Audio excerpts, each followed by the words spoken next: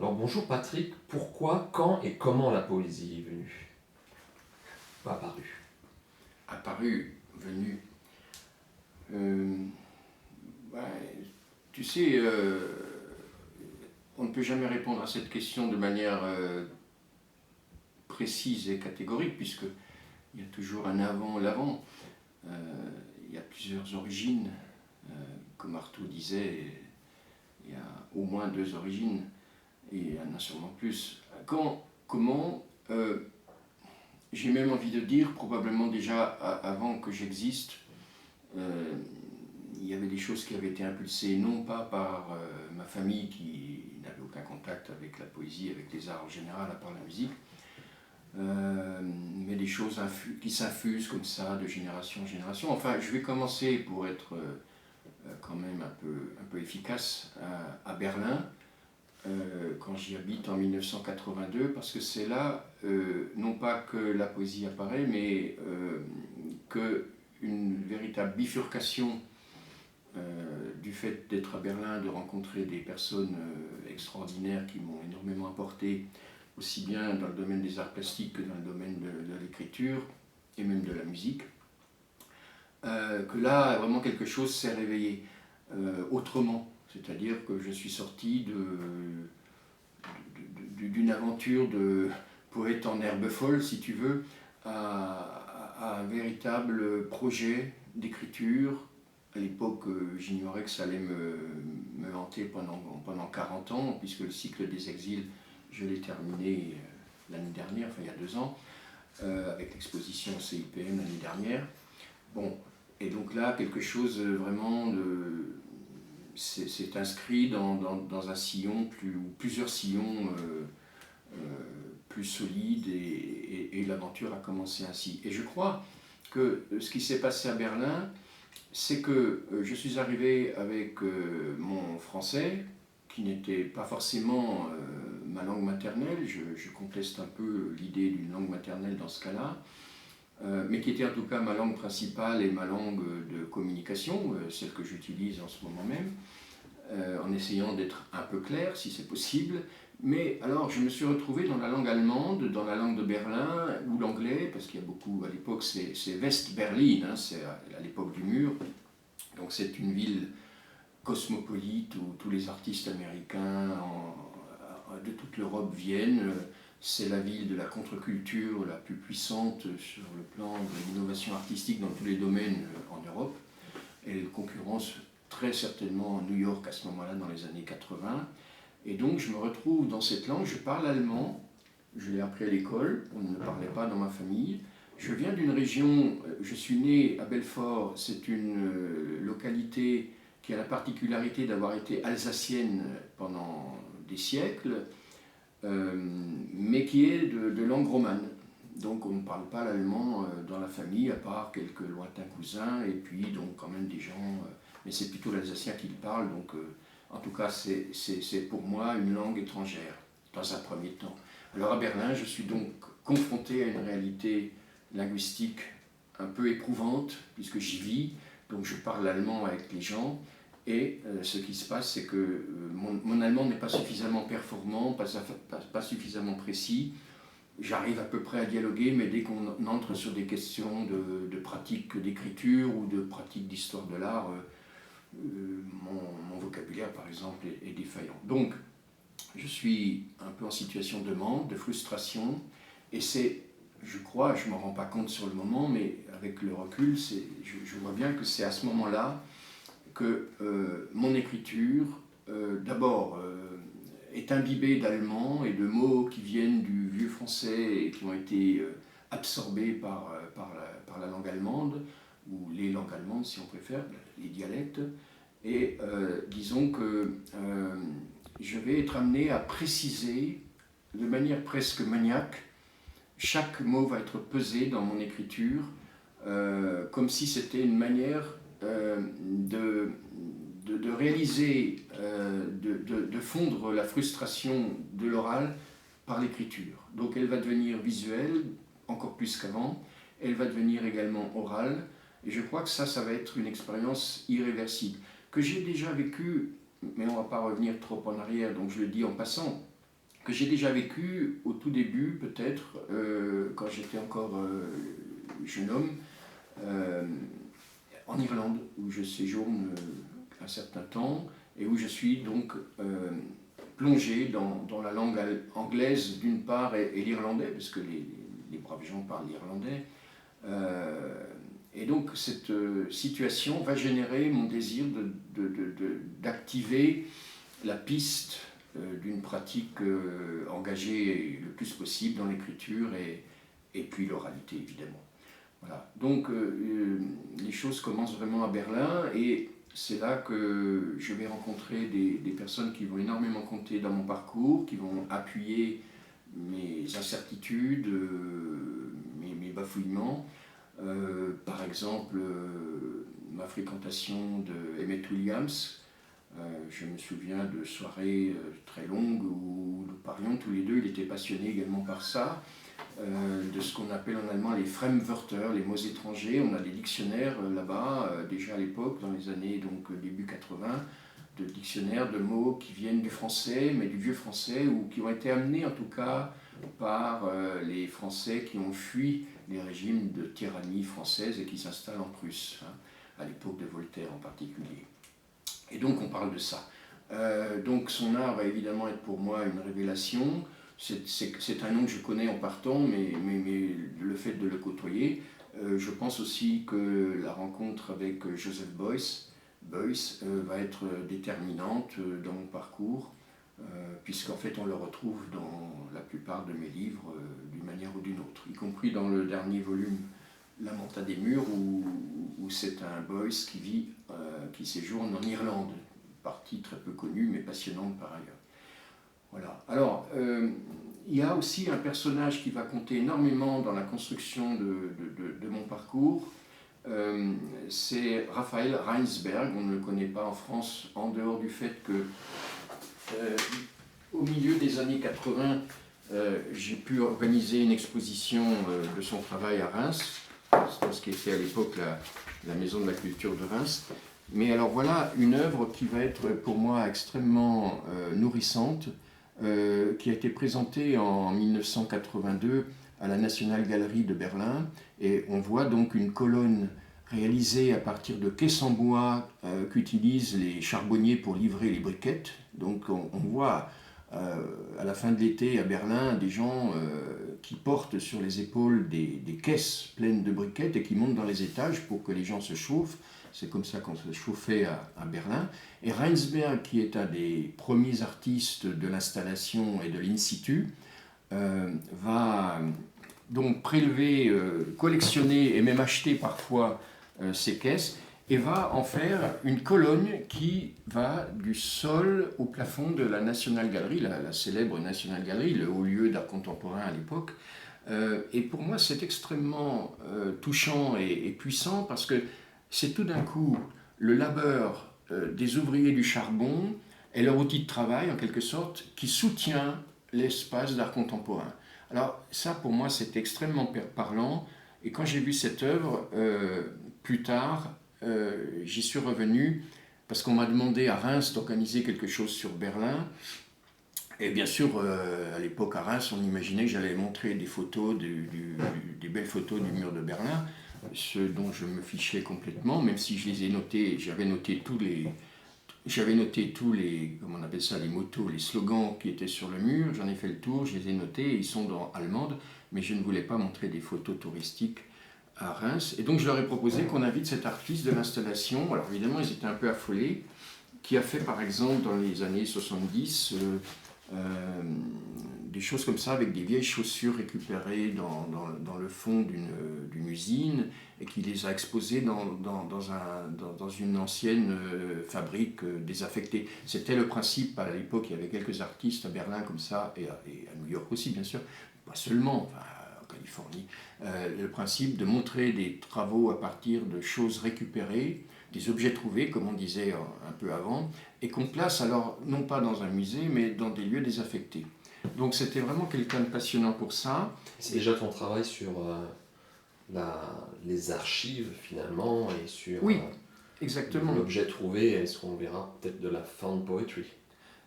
évidemment, ça va jouer un grand rôle. Et je suis timide, je ne sais pas trop où je vais. Et surtout, on n'a pas d'équivalent en France à ce moment-là. Boltanski, pas déjà? C'est autre chose, Boltanski. Oui, bien sûr. Bon, j'avais même écrit dans cette période un texte sur le travail de Boltanski.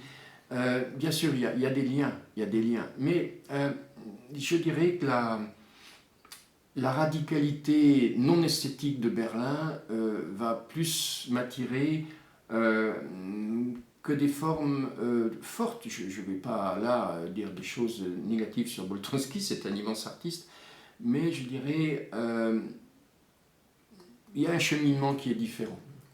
Il y a un cheminement qui est différent, et j'ajoute aussi peut-être que l'histoire familiale de Reinsberg n'a rien à voir avec l'histoire terrible et fascinante de Boltanski, qui est quand même au cœur de tout ça. Donc voilà, ça met aussi une distance qui me permet de penser que je vais me retrouver. Alors à Reims, on va passer 3 semaines ensemble, et lui, il va faire des choses, il va aller dans un entrepôt de la SNCF où il y a des objets fabuleux, il va les photographier, il en fait des photos, et puis il va exposer, il a trouvé des engrenages.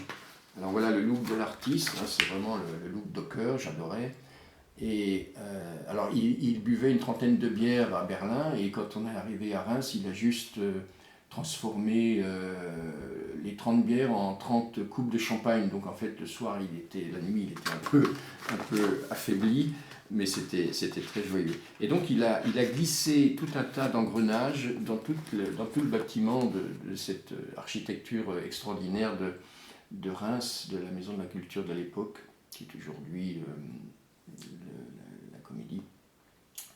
Voilà, donc effectivement, cet artiste a été, comment dire, j'avais l'impression à ce moment-là, connaissant bien les arts plastiques et je crois connaissant bien la poésie vivante, j'avais l'impression que les artistes plasticiens avaient un peu d'avance sur les poètes, en inventant des formes qui sortent des canons qu'on trouvait trop dans les livres, par exemple, et qu'on trouvait moins, effectivement, et heureusement, dans la performance, qui m'attirait beaucoup. Et surtout, étant à Berlin, j'ai assisté à une centaine de performances extraordinaires. Mais pour ce qui était du livre, qui est quand même le moteur de mon travail à ce moment-là, il me semble que les artistes plasticiens ont une longueur d'avance sur le plan des formes. Ils inventent des formes que les poètes français n'osent pas trop affirmer. Peut-être tout simplement parce qu'ils en ont envie, mais que les éditeurs ne peuvent pas suivre. C'est peut-être ça le problème aussi. Mais est-ce que déjà à l'époque tu connaissais des artistes poètes-artistes comme Filiou, ou comme effectivement les écoles du lettrisme, post-lettrisme, ultra-lettrisme, on parlera de Dufresne plus tard, et du mouvement, notamment des Dockers, tu vois, ou est-ce que c'est vraiment ta première approche a été berninoise, et c'est ensuite que tu as découvert nos amis de la poésie sonore, la poésie action? Non, je les connais déjà. J'ai assisté en 1980 à une performance de Bernard Hetzig à Strasbourg. Je les vois ensuite en 82, donc un peu avant, quelques mois avant de partir à Berlin. Je les vois, alors il y a Dufresne, Bernard, Michel Métaille et Henri Chopin qui font tous les quatre une soirée extraordinaire. Donc je les connais, je les situe bien. Et je suis évidemment très attiré par ce qu'ils font, parce que d'une part, l'oralité est déjà engrammée en moi, je dirais. Hein. Et par exemple, je suis très impressionné par la lecture des compléments de nom de Michel Métaille à ce moment-là, parce qu'il y a tout un travail d'une grande simplicité. Elle vient avec sa nappe, et puis c'est très puissant. Je suis fasciné par évidemment Bernard, très impeccable, etc. Et puis je vois, c'est la seule fois que je le vois, François Dufresne, qui évidemment avec son m'impressionne beaucoup. Filiou, je le connais bien sûr, mais par le biais de Fluxus, qui m'intéresse énormément. Hein. C'est pas un hasard si à Berlin je passe beaucoup de temps avec Emmett Williams, et j'ajoute avec Vostell. J'étais à un anniversaire chez lui de Wolf Vostell, qu'on a un peu oublié, qui comptait beaucoup pour moi, je crois, qui est un immense artiste. Filiou, je ne l'ai pas rencontré vraiment, mais j'ai quand même assisté à pas mal de ses performances. C'est peut-être quand même un peu plus tard que je vais approfondir son travail. Et puis il y a Beuys, qui n'est pas exactement la figure incarnée de Fluxus, mais qui en est quand même un apparenté et qui est présent dans toutes les manifestations importantes en Allemagne et quelques-unes ailleurs. Bon, et je dois dire que ça a été à ce moment-là pour moi assez décisif que visiblement c'était du côté de Beuys que je serais plus que du côté de Filiou, qui m'a beaucoup intéressé, mais je dirais une certaine forme de légèreté à la française, je ne m'y retrouvais pas autant que d'autres ont pu s'y retrouver. Il y avait quelque chose de génial, bien sûr, chez Robert Filiou, mais je dirais le côté classique de Beuys, toute cette culture du romantisme qui le traverse, toute cette culture spirituelle qui le traverse de manière manifeste, tout son travail qu'il a fait à partir de Novalis, par exemple, d'où je viens aussi, parce que j'ai étudié à Strasbourg un certain temps, j'y vivais, et j'ai été confronté à l'œuvre des romantiques allemands et de Dada. C'est comme ça que ça a démarré aussi, hein, c'est la branche Dada qui est au départ fondatrice. Et donc je retrouvais chez Beuys une pensée qui m'attirait plus que la pensée de Filiou. Après, c'est des questions, j'ai envie de dire... sensibilité. De sensibilité. De sensibilité, d'atomes crochus. J'ai eu un petit contact avec Beuys, mais qui était suffisant, vu l'anecdote, pour exposer quelque chose dans le jeune homme que j'étais, tu vois. Et Filiou, au fait, je l'ai vu de loin, je ne l'ai pas vraiment rencontré. Ça a été toujours dans mon parcours le besoin de rencontrer les personnes.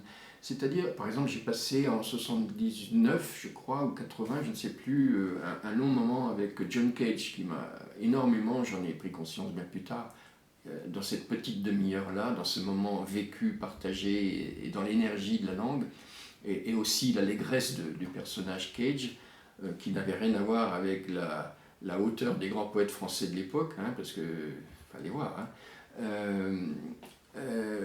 Ça a été un moment, Cage, vraiment déterminant. Le moment avec Beuys a été déterminant. Et c'est vrai que j'ai pris l'habitude d'aller voir les gens. Je me souviens de ma première rencontre, quand on me dit « mais tu fais une revue cahier de leçons de choses, ça ressemble à d'atelier, tu devrais rencontrer les gens de l'atelier ». C'est comme ça que je découvre ça en 80. Et du coup, je regarde l'atelier, ben oui, il y a quand même, c'est en même temps, nous on est dans une forme dadaïste, expressionniste, eux ils sont dans une logique un peu formaliste de mât, enfin de cache-cac. Mais en même temps, il y a quelque chose dans le signe typographique, là, donc j'ai rencontré Tibor assez tôt. Lui ne m'a pas pris de haut par contre, mais avec son côté quand même un peu comme j'aime bien dire, duc hongrois, ça a été très chaleureux. Donc, et puis les performeurs qu'on peut voir en France, c'est vite réglé, quoi. Il y a évidemment ce qui se passe à Polyphonique, c'est principalement là que ça se passe. Blaise Gauthier est un des grands acteurs de la revue Parler. Avec la revue Parler, qui est pour moi une aventure essentielle. Hein. Oui, parce que j'ai lu que tu avais fait aussi la revue Parler à Lyon. Alors justement, exactement. Un autre revue Parler. Ben, en fait, voilà, je peux raconter l'anecdote, parce que d'ailleurs je suis en train de faire un travail en ce moment sur Blaise Gauthier, tout son parcours. Et comme tu sais, on parlait des archives tout à l'heure. J'avais contacté Pompidou parce que tout a été filmé et enregistré et impossible de ressortir ces archives. Alors ça y est, c'est fait. Ça s'est passé, on fait une incise là, mais c'est important ces questions-là, qui m'ont beaucoup occupé. Parce que j'ai organisé pendant 16 ans des lectures à Lyon avec des archives sonores. Qu'est-ce que c'est que ces cassettes qui sont dans un carton dans mon grenier, quoi. Qu'est-ce que c'est fou ce patrimoine, avec toutes ces personnes qui disparaissent les unes après les autres. Il faut trouver une solution. Alors, à un moment donné, il y a eu convergence avec plusieurs personnes, notamment Abigail Lang. Qu'est-ce qu'on fait? Est-ce qu'on ne pourrait pas imaginer un site du genre de Pen Sound fait par... ou Ubuwell. Oui, oui, oui. Mais enfin, on pensait plutôt à Penn Sound, qui était un peu la référence à ce moment-là, parce que Abigail était à l'université aussi, puisque c'est un site qui est abrité par l'université de Pennsylvanie. Et alors, on a essayé de réfléchir à comment déjà sauver, numériser ces cassettes. Hein.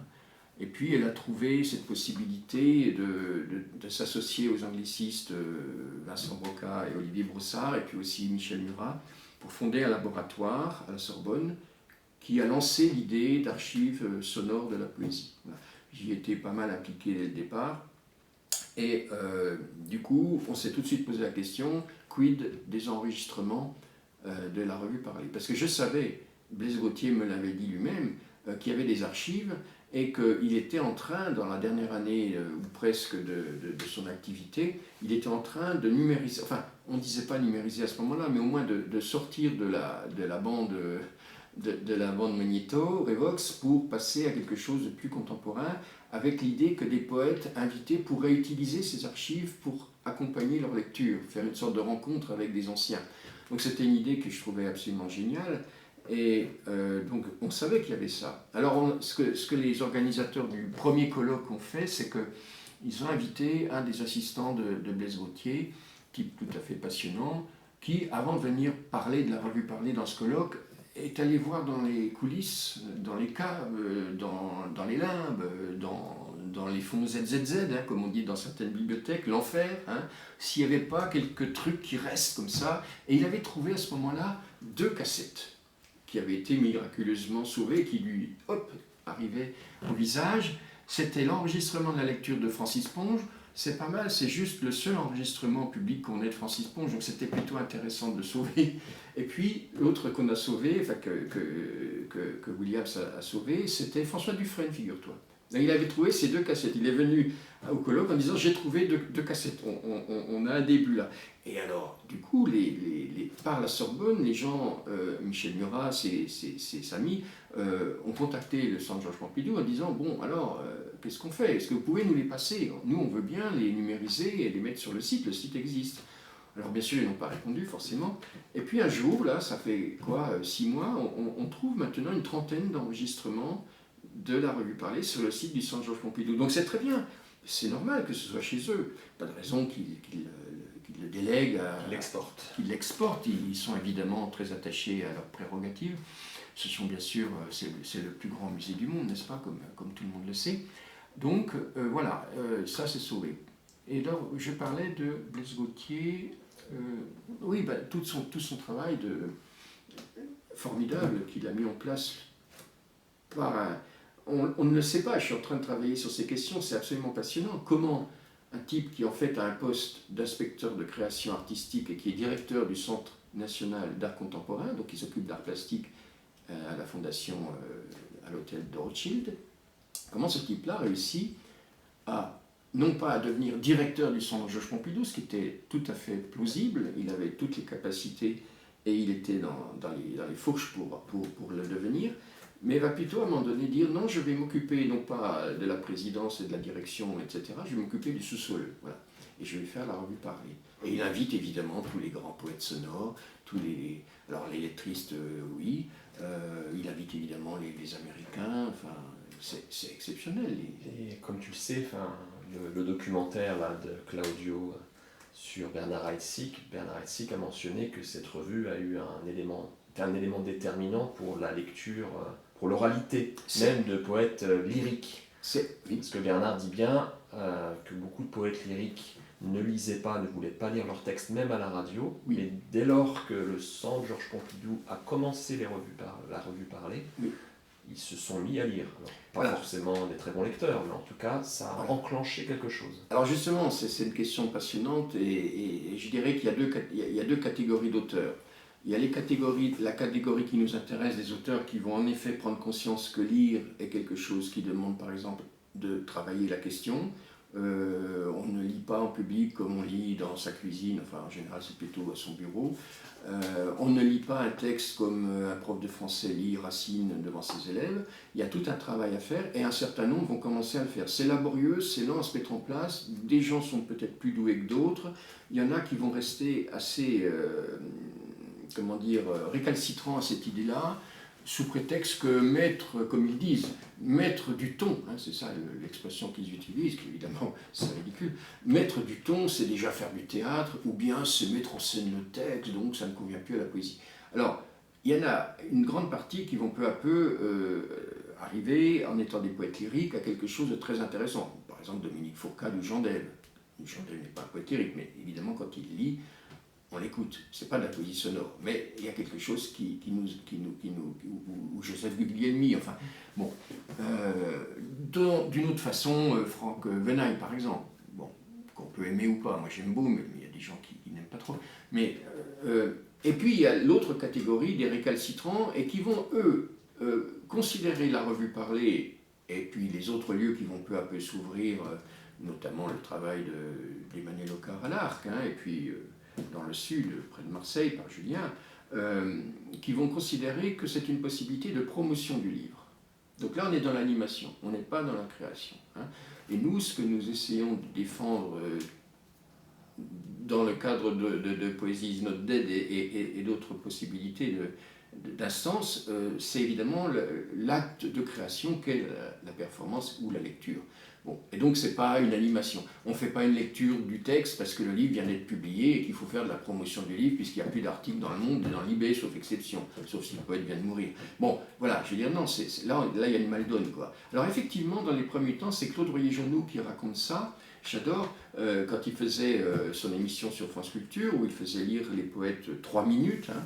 Alors il sollicitait forcément aussi des auteurs de chez Gallimard, par exemple, et alors certains répondaient, c'est Claude qui me l'a raconté, et puis d'autres certainement, alors l'auteur répondait, oui alors non seulement il faut écrire le livre, non seulement il faut faire des signatures, mais alors en plus il faut lire maintenant, tu vois. Bon, là, et bon, il finissait, alors certains refusaient d'y aller, et donc c'était cohérent, d'autres sentaient narcissiquement qu'il fallait quand même être là pour occuper du terrain, donc ils y allaient, puis c'était évidemment assez piètre, quoi. Parce que c'est effectivement une grande question. Chaque texte demande une espèce d'invention formelle de l'autodiction, j'appelle ça l'autodiction. Hein. Et aujourd'hui, effectivement, on pourra en reparler plus tard, on voit un nombre de lectures dites performances qui ne sont pas des lectures performances. Qui ne sont pas de la performance. Mais en même temps, à un moment donné, il a bien fallu, ça a été d'ailleurs mon problème, hein, à un moment donné, il a bien fallu abandonner le terme de lecture qui renvoyait justement à trop, hein, bon, on voit, ou bien à l'inverse, ça va, vous m'entendez, ah, j'ai déjà lu ce poème la semaine dernière, je vais en prendre un autre. J'ai vu ça, hein, à Lyon, on a vu ça, hein. J'ai commencé en 83, on était encore dans l'époque où les poètes... Je peux même raconter que Jacques Réda est venu, c'était faisait partie des grands qu'il fallait inviter, enfin, que j'avais envie d'inviter, de rencontrer. C'était des moyens de rencontre pour moi aussi. Hein. Et Jacques Réda fait son job, bon, il était un peu chiant, enfin, bougon, lisait, on se demandait à quoi il pensait pendant qu'il lisait. Puis au repas, il m'a dit, finalement, ces lectures, ça ne sert à rien, sauf à payer le salaire d'un animateur. Voilà, on a bien avancé. Alors on était en 85, 86, ça m'a fait froid dans le dos quand même qu'il pense encore ça. Mais en même temps, par exemple, j'ai organisé à Lyon la première lecture de Pierre Guyotat, il n'avait jamais lu en public, hein, et puis je pense qu'il n'avait jamais lu en studio non plus, et c'était toute une affaire pour tout le monde, y compris pour lui, quoi, hein. C'était, le livre venait de paraître en 1984, et c'était, il y avait dans la salle était archi-comble évidemment, en plus c'était une invitation officielle de la ville de Lyon, on avait vraiment mis le paquet, ça a failli tout foirer, mais bon, il était là, et il y avait dans la salle des gens qui étaient vraiment là pour dire c'est n'importe quoi, qu'est-ce que c'est que ça, c'est pas de la littérature, on se moque du monde. Et non, tous ces gens-là qui s'étaient mis au fond, qui étaient prêts à taper des pieds s'il fallait, et y compris de bons bourgeois lyonnais, hein, tout d'un coup, là, quand il a commencé sa lecture, Pierre, il y a eu un énorme silence, et ça a duré 3/4 d'heure, il n'y a pas eu une mouche dans la salle, quoi. Personne n'a bronché. Toute la semaine qui a précédé, la presse lyonnaise, à l'époque il y avait beaucoup de quotidiens, disait « c'est un scandale d'inviter Pierre Guyotat », et toute la presse lyonnaise le lendemain, « c'est formidable le travail de Pierre Guyotat, formidable d'avoir invité… voilà. Bon, donc il a fait son travail d'une manière admirable, mais il a dû, j'imagine, se préparer parce que c'était quelque chose qu'on ne faisait pas en France. Qu'on faisait évidemment en Allemagne, depuis, on n'a jamais cessé de le faire en Allemagne, qu'on faisait aux États-Unis, qu'on faisait dans tous les pays scandinaves, etc. Et même en Italie, dans beaucoup d'endroits, notamment des festivals en Italie. Mais en France, non. Alors ça, c'est une question passionnante, mais que je ne vais pas aborder ici, mais qu'est-ce qui fait qu'on a appelé ça? Bah, ça commence avec Napoléon III, c'est lui-même qui lit ses textes dans les salons, hein, et voilà, bon, ça me rappelle ce que tu me racontais tout à l'heure. Et puis, il y a cette espèce en deux mots, de, de canalisation de l'énergie du poème du côté de la page, exclusivement. Et comme de toute façon, il n'y a pas de lieu public qui sont prêts à donner la parole à des poètes, parce que les poètes, on s'en méfie, un poète c'est toujours mieux quand c'est mort, c'est comme le porc. Donc les poètes français, à la fin 19e, ils ne lisent pas en France, ils lisent en Belgique. Hein. Ils lisent à Gand, à Bruxelles, à Namur et à Liège, qui sont les principaux lieux, et ils lisent dans des théâtres. Donc par exemple, Mallarmé le fait, et Mallarmé devient aphone, parce que c'est toute une tournée, et à la 3e lecture, il est aphone, quoi. Et en plus, ça dure 2 heures. Alors la presse wallonne s'insurge en disant « mais c'est scandaleux qu'on nous impose comme ça, certes le prince des poètes, mais enfin c'était chiant, quoi ». C'est un grand poète, mais il n'a jamais été confronté à la question de la lecture à haute voix. C'est la première fois qu'il lui dit, quand je me souviens, je ne me compare pas à Mallarmé, mais quand je me souviens de ma toute première lecture, mais ça devait être, je crois que c'était pitoyable, je crois que toutes les premières lectures, Tarcos a fait quasiment sa première lecture à Lyon, c'était pas encore le grand Tarcos. Bon voilà, c'est un travail, c'est une expérience qui ne s'invente pas, on ne naît pas bon lecteur en public, à moins d'être un imposteur. Bon, voilà. Et... On avait dérivé, on parlait de la revue Parler, notamment de la revue Parler que tu avais créée, enfin, à Lyon. En proximité à Lyon. Donc c'est effectivement, oui, ça c'était un moment important. Il faut trouver un nom à ce lieu que la ville de Lyon a bien voulu me concéder en me disant bon, ouais, c'est pas mal comme idée. Là, alors la liste, j'avais fait une liste d'une vingtaine d'auteurs, évidemment. Le type me dit je connais personne. Si, Bernard Noël, on a déjeuné un jour ensemble. Bon, ça finit au restaurant votre truc oui. Bon, ça va, on vous donne de l'argent. Parce que, bon, je suppose qu'il fallait que l'argent investi dans la culture soit ensuite réinvesti dans les restaurants. Dans le bouchon lyonnais. Dans le bouchon lyonnais. Voilà, bon, ben, j'ai pas dit non, heureusement, sinon on n'aurait rien fait. Et alors, comment appeler ça? J'avais demandé à ce que ça se fasse dans le centre d'art contemporain de la région Rhône-Alpes, qui était à Lyon, au-dessus du centre d'échange de Perrache. Ça s'appelait Les Lacs, Espace Lyonnais d'art contemporain. Ça existait quand même une vingtaine d'années. C'était le lieu le plus intéressant pour la... Il y avait des expositions remarquables, donc une exposition Fluxus à l'instigation de notre cher Orlan, qui était encore à Lyon à ce moment-là. C'est d'ailleurs une des raisons pour lesquelles je suis resté à Lyon, parce que j'étais prêt à m'enfuir. Quand j'ai vu que Fluxus arrivait, je me suis dit, bon, on va encore essayer de... Et donc j'ai lancé ça en revenant de Berlin. À Berlin, il y avait des lectures et des performances dans tous les 100 mètres, quoi, et dans des conditions professionnelles. Il y avait un micro, il y avait une présentation du travail, la communication était faite, il y avait un cachet pour l'auteur, et il y avait quelqu'un qui présentait le travail. Voilà, bon, il y avait aussi une dimension didactique. Quand on invite Richard Kostelanetz, on se donne la peine d'expliquer, même aux Berlinois qui sont en plein là-dedans en permanence, qu'est-ce qu'il fait, d'où il vient, et qu'est-ce qu'il vient nous faire, quoi. Voilà. Et donc, je m'étais dit, mais c'est ça qu'il faut que je fasse à Lyon. Modestement, parce que j'aurais jamais les budgets qu'il y avait à Berlin à ce moment-là, mais on va essayer. Et donc je dis, mais il ne faut pas que ça ait lieu dans le lieu du livre, ça ne peut pas être à la bibliothèque municipale. Immense temple, 17 étages de silos, formidable, mais très très livre, codex, tradition classique, bon, voilà, c'est pas ce que je veux faire. Donc centre d'art contemporain, or, les Lyonnais appelaient ce centre d'art contemporain le Petit Beaubourg. Alors, c'est un peu prétentieux parce que, bon, c'était juste un espace d'exposition avec peu de moyens. Mais voilà, ça faisait plaisir aux Lyonnais, pourquoi pas? Il faut bien se faire plaisir. Du coup, je me suis dit, eh bien, je vais l'appeler la revue Parler de Les Lacs. Hommage, bien sûr, à Blaise Gauthier, qui a fondé quelque chose d'unique en France. Mais je reprends l'idée et je reprends le nom. Bon, alors je ne vais pas demander, hein. Je lui ai rien demandé. C'est sorti, la revue Parler des Lacs, on a tourné. Et puis un peu plus tard, quand j'ai publié le cours des choses, qui est un ensemble de poèmes faits à partir de rivières d'Europe en 10 langues et qui s'apparente, disons, à la poésie concrète. J'ai voulu lui amener en main propre. Et je le connaissais de vue, mais je ne m'étais pas présenté dans les séances. Bon, il était entouré de ses amis, je le voyais. Et puis j'arrive dans le bureau, et les 2 dames qui étaient ses collaboratrices me connaissaient par contre bien mieux, et je dis voilà, j'aimerais bien remettre le cours des choses à Blaise Gauthier. Oh, attendez, je vais vous présenter, me dit Clotilde Valentin.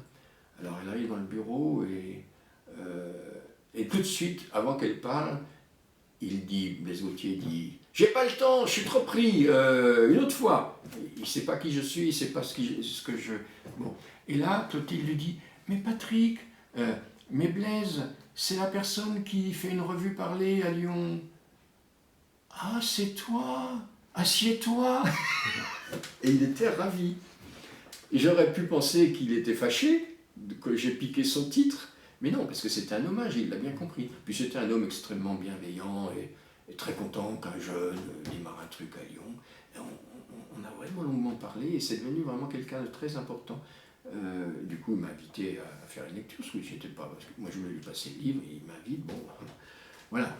Donc, et Blaise Gauthier, donc pour dire, invitait aussi des jeunes inconnus, voilà. Il invitait... Il invitait Ginsberg, mais il invitait aussi Patrick Bernard-Valdois. Bon, il fallait le faire, quoi. Il fallait assumer. Inviter un inconnu dans un lieu comme le Centre Georges Pompidou, y aura-t-il personne? Alors il y avait du monde. Il y avait du monde. Bon, voilà. Malheureusement, il n'y a plus de lieu comme ça aujourd'hui.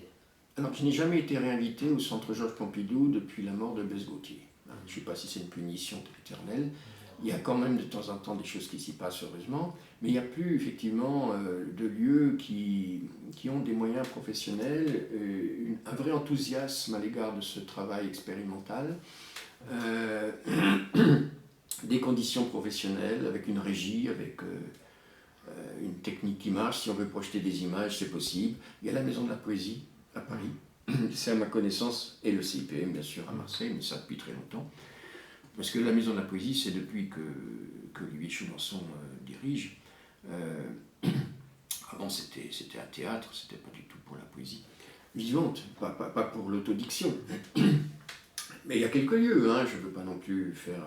Et puis, il y a évidemment, heureusement, beaucoup de lieux alternatifs, mais qui sont malheureusement sans moyens financiers. Ouais, donc, bah oui, tu le sais mieux que personne, et ma foi, quand je vois que nos amis allemands vivent de la poésie par leur cachet, et qu'ici il faut faire autre chose parce qu'il n'y a pas de cachet, il n'y a plus de cachet. Il y a une époque il y avait les cachets, mais c'est fini, il n'y a plus de sens qui...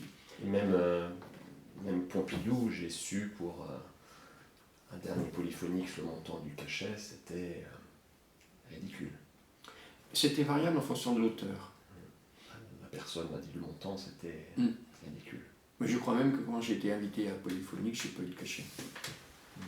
Mais j'étais content d'être à Polyphonique, j'étais jeune, bon, voilà. Mais effectivement, par contre, évidemment, encore une fois, les auteurs qui vivent en Europe du Nord ou de l'Est, ou aux États-Unis ou dans d'autres pays qui ont cette longue tradition, bien sûr qu'ils sont payés avec un cachet qui affolerait les Français si on savait ce qu'un poète berlinois touche dans une lecture, par exemple à la radio. Il y a 11 France Culture en Allemagne, hein, puisque il y a une radio littéraire et musicale dans tous les Landes, tous les Länder. À l'heure actuelle, sur France Culture, un auteur n'est plus payé. Il n'est payé que s'il est déclaré comme comédien. Depuis une vingtaine d'années, c'est comme ça. De toute façon, il n'y a plus d'auteurs qui sont invités en tant que poète à France Culture. Enfin, sauf exception. Et donc, voilà, les auteurs allemands, ils se sont produits 10 minutes à une émission littéraire allemande, ils ont 400 €, quoi. Alors, on ne va pas rentrer dans la cuisine, c'est un autre sujet, mais c'est lié. Et évidemment, je milite pour que les choses redeviennent normales. Ça va être difficile. L'environnement actuel, compliqué. Ouais. Et donc, tu te retrouves à Lyon par quel intermède finalement? Pourquoi j'étais à Lyon? Lyon, oui, parce que de Berlin, pourquoi vas-tu à Lyon? Et après, bon, tu rentres, notamment tu enseignes à l'école des Beaux-Arts. Oui. J'ai quelques jeunes poètes et poétesses qui t'ont eu comme prof, notamment Ségolène Tuillard. Ah, Ségolène, oui.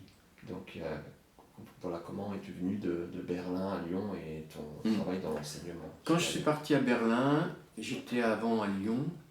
J'avais choisi Lyon après avoir vécu à Strasbourg. J'ai vécu 3-4 ans à Strasbourg. C'était très important pour moi d'être en contact avec une culture tournée vers l'outre-Rhin, comme on dit. Donc ça m'a permis vraiment de baigner dans tout ce qui m'animait, parce que c'est vrai que cette culture allemande a toujours été pour moi un moteur. Pourquoi? Bon, maintenant je suis un peu capable de dire pourquoi, mais quand j'étais ado, pourquoi par exemple Novalis ou Dada Berlin m'intéressaient plus que le surréalisme par exemple. Bon. Et donc, mais au bout de 3-4 ans à Strasbourg, j'ai quand même compris que c'était une ville, à l'époque, ça a beaucoup changé, mais tournée sur son passé. Il y avait très peu d'écrivains, par exemple, qui m'intéressaient à Strasbourg, j'en rencontrais très peu. Il y avait un poète délirant que j'adore, qui était Jean-Paul Clay. C'est lui qui m'a fait découvrir Jean-Paul de Delsen, par exemple, donc ça a été un moment important de ma vie. Et puis il y avait, par exemple, à l'inverse, le département philo, avec la Coulabarthe et Nancy, et ça c'était formidable, mais c'était en philo, bon, c'était pas en littérature et à plus forte raison en poésie. Bon. Donc au bout d'un certain temps, je me suis dit, mais j'ai fait le tour de Strasbourg et je ne vais pas pouvoir m'épanouir dans une pratique artistique d'écriture étant donné l'environnement. Pas de lecture, pas d'artistes de l'écriture, ou peu, il y en avait mais très discret, et puis bon, c'était des gens qui enseignaient qu'on ne voyait pas en dehors de leur lycée, quoi. Donc pas d'éditeur de poésie évidemment, etc. Bon, et puis j'étais pas un alsatique, je ne m'exprimais pas en alsacien. Donc je me suis dit, bon, il faut partir de Strasbourg, où est-ce que je pourrais aller? Paris, évidemment. Mais à l'époque, j'avais une petite méfiance à l'égard de l'intelligentsia parisienne, et je me disais, je n'ai pas fait mes études à Paris, donc ça c'est déjà un critère d'éjection. Je ne suis pas le fils d'un grand bourgeois parisien, donc c'est un deuxième critère d'éjection. Je m'intéresse à l'Allemagne alors que tout le monde pense à Paris, à ce moment-là, que les Allemands sont forcément des nazis, hein, ce qu'on a continué de dire, et on continue plus ou moins aujourd'hui de Joseph Beuys. Hein. On va trouver Céline et Heidegger formidables, on va publier des articles, mais on va trouver que par ailleurs Beuys est nazi. C'est dans ce monde-là que j'ai évolué dans les années 80, 90 encore. Et encore aujourd'hui, la plupart des gens qui ont une formation très française vont dire que Beuys, c'est ambigu, c'est le terme qu'ils emploient depuis 40 ans. Voilà, alors bon, on explique qu'il est moins ambigu que Claudel, par exemple. Voilà, mais alors ça, si on commence à dire du mal de Claudel, encore que... Alors, donc, j'étais pas prêt psychologiquement et j'étais pas prêt à me soumettre à la doxa parisienne, qui a beaucoup changé, hein. Je suis pas là en train d'attaquer, j'y vis quand même depuis 35 ans. Mais dans les années 80, il y avait encore des trucs bizarres quand même dans la culture à Paris. Hein. Et je le vois bien maintenant que je fais des recherches sur le parcours de Blaise Gauthier et de ses amis. À part eux, voilà, je veux dire, j'étais pas un amoureux d'André Malraux, pour tout dire, hein, que j'avais lu bien sûr, mais j'avais bien vu que c'était pas ça l'avenir. Or Malraux, qui a tout fait pour empêcher que l'art vivant existe, c'est même pour ça que Pompidou crée le Centre Georges Pompidou, parce que Malraux n'a pas fait son boulot. Le boulot de Malraux, c'était essentiellement d'obtenir le prix Nobel de la littérature, hein, on va dire ça comme ça. Et d'empêcher donc par exemple Saint-Jean-de-Perse de l'avoir. Moi j'adore cette image des Archivina où on a les deux côte à côte au moment où Perse a eu le Nobel. Waouh, la tête de Malraux, ça c'est l'histoire. Bon, et puis donc il a fallu effectivement un peu de nettoyage, et puis heureusement il y a eu la politique de Lang et de tous ses collaborateurs l'admirable Jean Gattegno pour la direction du livre, le remarquable Claude Mollard pour la délégation aux arts plastiques, et puis en musique aussi, il s'est vraiment passé, j'en ai profité dans les années 82, ça a duré jusqu'en 86 on va dire, après on a quand même le royaliste vicomte Chouan qui prend le secrétariat général à la culture. C'est lui qui inaugure les lieux lancés par Lang. Bon, c'est un drôle d'effet à ce moment-là. On a vécu des drôles de trucs quand même à partir de 86. Bon, c'est une époque. Après, des choses se sont quand même construites. Mais enfin, c'est vrai qu'avant ça, on se dit... et alors l'édition parisienne, quoi. L'édition parisienne, dans les années 80, tout est en train de fermer. Toutes les collections que nous lisons s'arrêtent les unes après les autres. Hein. Avec le slogan qu'on voit partout, la théorie c'est foutu, hein, et puis le fait que les anciens considèrent qu'ils sont les derniers des Mohicans, et que donc ça ne sert à rien d'aider à ce que des jeunes prennent le relais, puisque de toute façon il n'y aura rien, ils n'ont pas tort d'ailleurs. Donc il va falloir c'est aussi ce que je fais à Lyon d'une certaine façon, fonder des lieux, inventer, réinventer, faire autrement. Alors, je généralise, il y a quand même heureusement des choses qui ont continué, mais en gros, les grandes maisons abandonnent leur collection de poésie les unes après les autres. Gallimard continue, mais dans les années 80, Gallimard publie des choses qui ne nous intéressent pas trop. Flammarion va reprendre du flambeau à partir du moment où Yves Dimano prend la collection, mais ça c'est un peu plus tard, c'est au début des années 90. Hein. Bon. Alors, il y a des grandes figures très attentives. J'ai par exemple... une grande reconnaissance à l'égard de Jacques Roubaud, hein, qui va s'intéresser à mon travail. Par exemple, quand je fais la lecture au Centre Georges Pompidou, il est là, ce qui est plutôt élogieux de ma part, quoi. Pour moi, je veux dire, très, très touchant. Et puis, mais on est à la fin des années 80, Jacques Roubaud préside la commission poésie du CNL et il va m'inviter comme membre.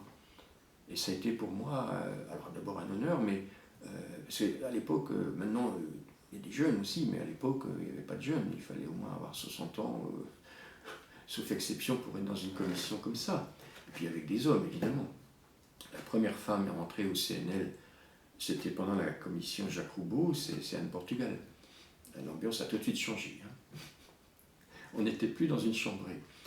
Bon, non, j'exagère, je caricature, mais...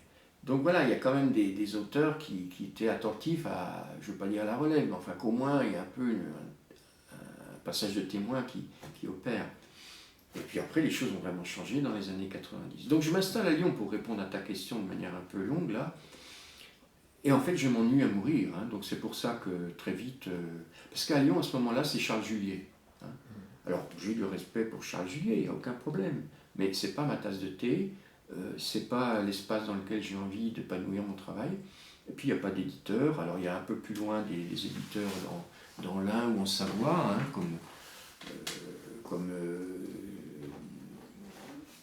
autour de ce qui va être plus tard compact. Hein. Il y a déjà des choses avant, la revue actuelle. Bon, il y a des gens, mais ils sont dans des postures et des figures qui sont beaucoup plus dans le sillage de Bonnefoy et de Mallarmé. Que dans ce qui nous intéresse vraiment, quoi. Mais donc je vais quand même pouvoir fonder cet espace de lecture en revenant de Berlin, où j'espérais rester, on va dire, quand je suis parti. J'espérais y vivre et m'y installer. Mais bon, pour des raisons, je dirais, de survie, j'ai pas pu trouver un job qui m'intéressait et qui me permette de payer un loyer, donc je suis revenu à Lyon. C'est là que donc j'ai impulsé ces lectures, hein, pendant donc quand même longtemps. Et puis alors, bon, le hasard des circonstances, c'est quand même assez étrange, mais un jour on me téléphone, donc en 87, bonjour monsieur, est-ce que ça vous intéresserait d'enseigner à l'école des Beaux-Arts de Lyon? Alors, bah oui, pourquoi? Je pensais bien qu'un jour ce serait une possibilité, mais d'une part je ne pensais pas être prêt à le faire.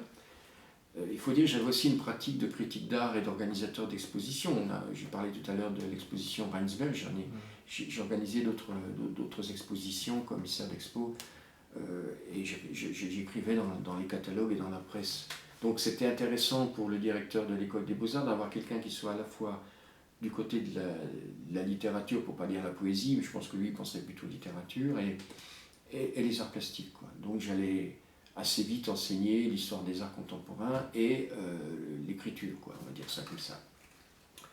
Donc j'ai dit oui, ça s'est très vite mis en place, d'abord à mi-temps, puis un peu plus, toujours contractuel pendant 10 ans, ça a été quand même...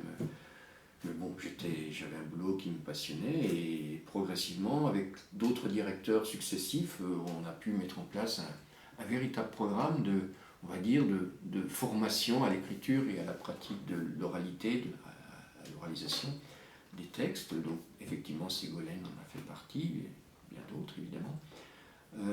C'était assez passionnant. Ce qui est évidemment dommage, c'est quand je suis parti de l'école pour atteinte de l'âge maximal, alors que c'était prévu que ça continue, que quelqu'un soit nommé pour prendre le relais, tout d'un coup, dès mon départ, on a d'autres priorités, on va faire d'autres choses. Bon, voilà.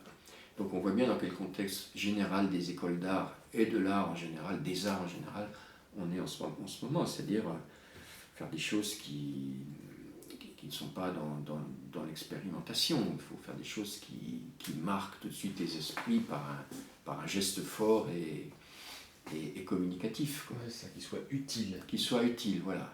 L'utilitarisme. Alors voilà, entre l'utile, qui serait par exemple une des possibilités, la forme utile, comme disait Blaise Gaultier à propos de la création industrielle, et l'utilitaire, parce que c'est encore un degré, quoi. Hein. De la même façon qu'on pourrait parler dans le roman des romans populaires, et on est tous et toutes pour les romans populaires, on n'est pas obligé de les lire, heureusement, mais c'est très important que ça existe, mais quand ils deviennent populistes, c'est quand même très embêtant, et aujourd'hui c'est quand même en grande partie ce qui est produit par l'édition.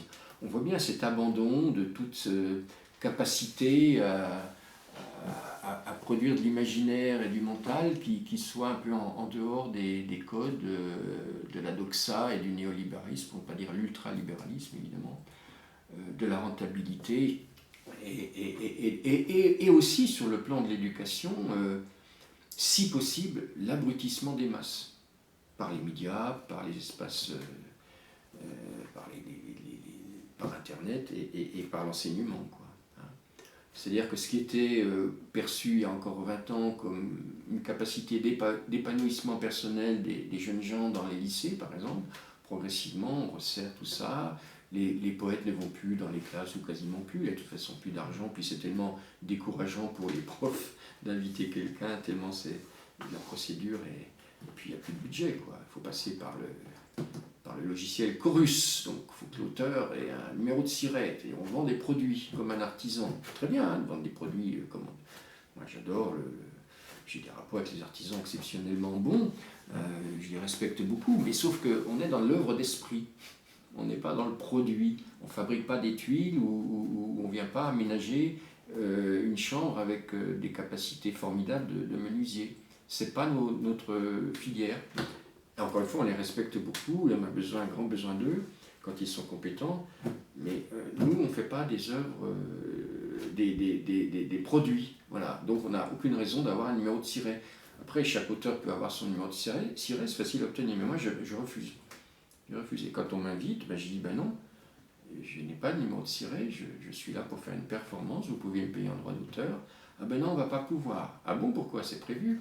Ah non, c'est plus, il faut passer par le logiciel Chorus. Oui, je pourrais passer par le logiciel Chorus, mais j'ai pas envie. Voilà. Donc, à un moment donné, c'est un peu évidemment Don Quichotien, mais on tient la barre. Il faut. Je l'ai toujours tenu et je ne lâcherai pas. Et puis je n'y vais pas, puis c'est tout. S'ils ne veulent pas m'inviter, s'ils ne veulent pas payer, s'ils ne veulent pas organiser. Parce que ça, il y a des grands anciens qui m'ont expliqué ça. Je dois ça entre autres à une belle leçon des gens du théâtre que j'ai parfois invités à lire. Et on parlait parfois du cachet, parce que pour des gens du théâtre, un cachet comme c'était le cas à la revue Parler de l'ELAC dans les années 80, c'était pour eux pitoyable. J'expliquais qu'on avait très peu d'argent, etc. Et deux personnes au moins m'ont dit, mais tu sais, si on te paye, en tant qu'auteur qui intervient, qui vient faire une lecture, si on te paye mal, tu peux être sûr que les choses vont être mal organisées. Ça veut dire qu'on ne te respecte pas. Alors ça ne veut pas dire qu'il faut être non plus surpayé, il y a quand même une espèce d'usage du métier, on va mettre le métier entre guillemets avant que les gens crient au secours, mais Il y a des usages, voilà. Il y a des usages en théâtre, il y a des usages... Et on peut se servir aussi de la référence théâtre pour un domaine qui n'a pas d'antériorité comme la lecture en public, hein, et se mettre, s'aligner en quelque sorte. Et à ce moment-là, ça fait monter évidemment le montant, et là, les organisateurs disent « Ah, mais non, on ne peut pas. On ne peut pas. » Tu dis « Bah, c'est pas grave, je viendrai une autre fois. » Puis aujourd'hui, c'est pas, on peut pas, de toute façon, on ne peut pas vous payer, on n'a pas de budget.